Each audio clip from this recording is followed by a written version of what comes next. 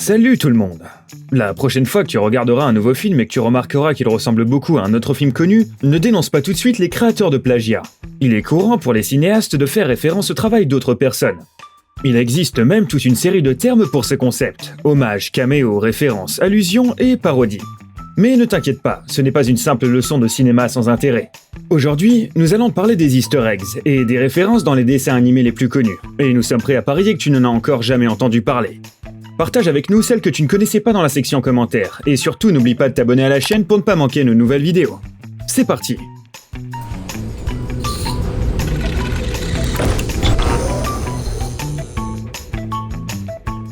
La bouche de Predator. Est-ce que ces drôles de petites créatures te disent quelque chose? Il s'agit d'un chat nommé Gumball Watterson, et de son frère adoptif Darwin le poisson rouge. Ce sont les héros du dessin animé Le Monde Incroyable de Gumball, diffusé depuis 2011 sur Cartoon Network. Les deux personnages vont à l'école ensemble et se trouvent constamment dans des situations délicates. Le tout pimenté par un humour britannique et un ton sarcastique digne d'un cartoon pour adultes. Les créateurs de ce dessin animé sont clairement férus de toutes sortes de références. On peut en trouver dans presque tous les épisodes. Bien que chacun d'entre eux ne dure qu'un peu plus de 10 minutes, voici un épisode de la saison 3 intitulé La Pizza. Ce seul épisode comporte des références cachées à Harry Potter, Star Wars, La Planète des Singes, Mad Max, et regardez bien, est-ce que ça te dit quelque chose? Eh oui, c'est une nette allusion à l'univers cinématographique de la fiction Predator. Cette bouche qui apparaît pendant une seconde sur le visage de Gumball est très facile à reconnaître. Dans la même saison, il y a un autre épisode avec une référence à un extraterrestre célèbre. Une tortue ordinaire se met soudain à voir le monde en infrarouge, comme le monstre du film de science-fiction. Pas de doute, c'est très subtil. L'émission de télévision préférée. Au cours des 10 dernières années, peu de séries d'animation ont connu un succès comparable à celui d'Adventure Time, toujours sur la chaîne Cartoon Network. En fait, la plupart des gens qui la regardent sont des adultes. Et ce n'est pas étonnant, l'histoire se déroule sur une planète qui a tout juste survécu à une guerre nucléaire. D'ailleurs, toute l'intrigue du dessin animé est une grande référence à Mad Max, dont l'intrigue est basée sur des événements semblables. Les créateurs de Clarence et de Ours pour un et un pour tous, les deux autres dessins animés diffusés sur la même chaîne de télévision, ont décidé de rendre hommage au projet le plus réussi de Cartoon Network de la manière la plus flagrante. Dans les deux séries animées, les personnages regardent simplement différents moments d'Adventure Time à la télévision. Pas d'easter eggs compliqués ni de rebondissements de l'intrigue. Même les spectateurs les plus distraits auraient les références. Un cosplay de dessin animé. Si tu penses que Cartoon Network ne fait que se servir de ses dessins animés pour en promouvoir d'autres, attends un peu. Prenons par exemple le dessin animé vedette de cette chaîne de télévision, les Super Nana, qui a été nominé pour 6 Emmy Awards. Dans l'épisode Un ami imaginaire de la deuxième saison, on trouve un hommage inattendu au succès télévisuel des années 2000, South Park. L'un des personnages principaux, nommé Bell, se transforme tout à coup en Eric Cartman et prononce même une phrase avec un ton assez drôle. On reconnaît tout de suite ce timbre exagéré et c'est d'autant plus drôle.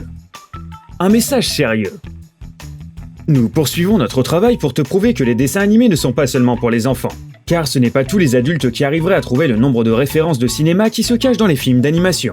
Notre prochain dessin animé est Foster, la maison des amis imaginaires, produit par le scénariste des Super Nana. Dans l'un de ces épisodes, on peut voir une référence flagrante à Jeffrey Lebowski. Ceux qui n'ont pas regardé le film The Big Lebowski ne comprendront peut-être pas, mais les fans du film reconnaîtront certainement tout de suite leur personnage préféré. D'ailleurs, les Super Nana ont également fait référence à ce film. Tout d'abord, nous voyons une scène avec un homme âgé assis dans l'obscurité totale, près d'une cheminée, tout comme dans le film. Et un peu plus tard, il y a une drôle de demande de rançon comme dans la comédie culte des frères Coen. C'est ce qui arrive quand les dessins animés sont réalisés par des vrais fans de cinéma moderne. Le bonjour des méchants. Cartoon Network diffuse Teen Titans Go, une série animée très drôle qui parle de ses aspirants super-héros. La série est une collaboration avec DC Comics. On pourrait difficilement croire qu'une collaboration aussi intéressante n'affectera pas le visuel de la série. Naturellement, il y a beaucoup de références ici, surtout à la célèbre saga de Batman. Prenons par exemple cette scène de l'épisode L'Ultime Batarang. Rien que le nom fait référence à la saga des super-héros de DC. Nous parlons ici du projectile en forme de chauve-souris utilisé par Batman, et dans cette scène particulière, on peut voir 6 objets qui rappellent tous les héros des comics mythiques. Voici une marionnette Scarface qui apparaît pour la première fois dans l'histoire de Bruce Wayne à la fin des années 80. La plaque à côté est clairement en rapport avec un personnage nommé le Sphinx. Un peu plus bas, on peut voir un coffre portant l'inscription Bandage de Hush qui aurait appartenu à Hush, un des ennemis de Batman. Puis, on aperçoit un récipient contenant une crème pour le visage mise au point par le méchant Roland Daggett.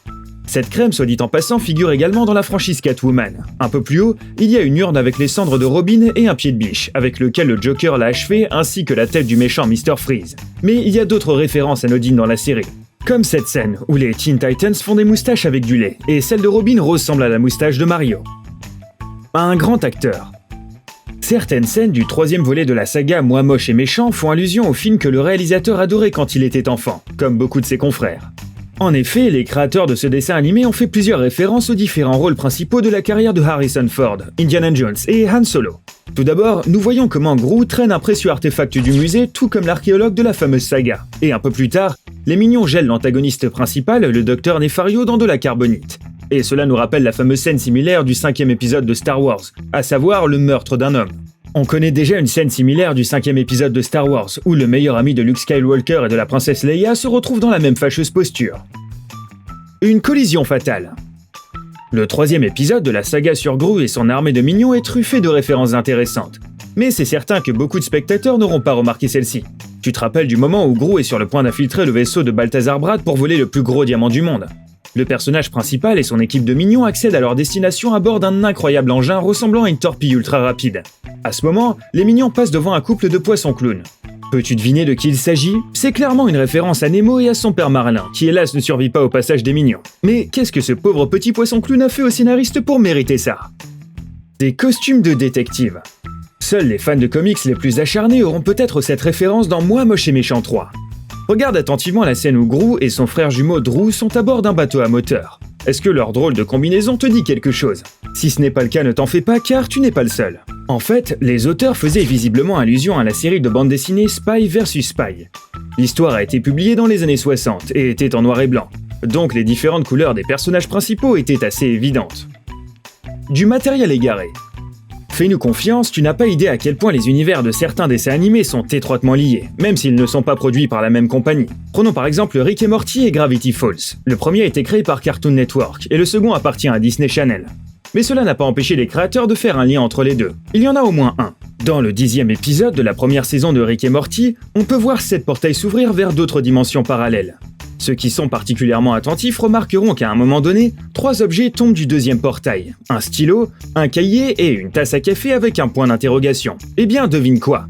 Ces objets appartiennent à Stan Pines, et ce n'est pas par hasard si l'oncle Stan perd ces 3 mêmes objets dans un portail similaire dans l'épisode 7 de la saison 2 Gravity Falls. La raison de cet easter egg est simple. Les créateurs des deux séries se sont révélés être de très bons amis. Un triangle amoureux. En 2001, lors de la sortie du premier film de Shrek, le monde entier est littéralement tombé amoureux de l'ogre vert au grand cœur. Il semble d'ailleurs qu'il y a eu aussi beaucoup de fans adultes. Mais pourquoi est-ce que les gens ont tant aimé ce film? Principalement à cause de l'humour, y compris des blagues assez sombres. Voici un exemple de l'ironie subtile des créateurs de Shrek. Dans la deuxième partie de la saga, nous voyons Fiona avec son amant au lit. La jeune ogresse dort et le personnage principal souffre d'insomnie et fixe jalousement l'affiche dans la chambre de la princesse. Elle représente Justin Timberlake avec une légende Sir Justin. Mais que se cache-t-il? Le truc, c'est que Fiona était interprétée par Cameron Diaz, qui à l'époque avait une relation amoureuse avec la star de la scène pop mondiale. Haute technologie. Le jeu Angry Birds est l'un des premiers jeux à être sorti sur l'Apple Store pour iPhone et d'autres appareils de la marque en 2009.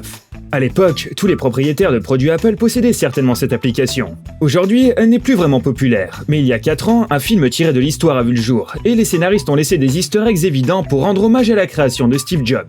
Le plus drôle est peut-être le moment où l'un des héros met une pomme à son oreille comme si c'était un smartphone ordinaire. Un costume de mutant. En 2006, sort le film d'animation Souris City qui raconte la vie d'un rat aristocrate de Londres. À propos, de nombreuses célébrités ont été impliquées dans le film. Les personnages principaux ont été interprétés par Kate Winslet et Hugh Jackman. Les créateurs ont décidé de faire une allusion visuelle au personnage de Hugh Jackman dans l'une des scènes. On peut le voir lorsque le personnage principal ait ses différents costumes, et l'un d'entre eux est sans l'ombre d'un doute inspiré par Wolverine. Ce qui est drôle est que Jackman lui-même n'a jamais porté ce costume en public, bien qu'il ait dit un jour à ses fans qu'il le ferait la veille d'Halloween. D'ailleurs, les créateurs de Souris City ont également rendu hommage à Kate Winslet, lorsque le bateau dans lequel Rita, dont le personnage principal est amoureux, commence à couler. On peut voir une allusion à la célèbre scène de Titanic, qui a fait de Winslet une star internationale. Ok les gens, bougez pas. Vous voulez des histoires folles de la vie réelle? Pas de routine ennuyeuse? Juste de l'action, juste de l'aventure, chasse et bataille, confession d'amour et trahison inattendue. Vous n'y croyez pas? Cliquez sur ce lien et voyez par vous-même. La chaîne d'animation Journal Intime. Toutes les choses les plus intimes sont ici. N'oubliez pas de vous abonner.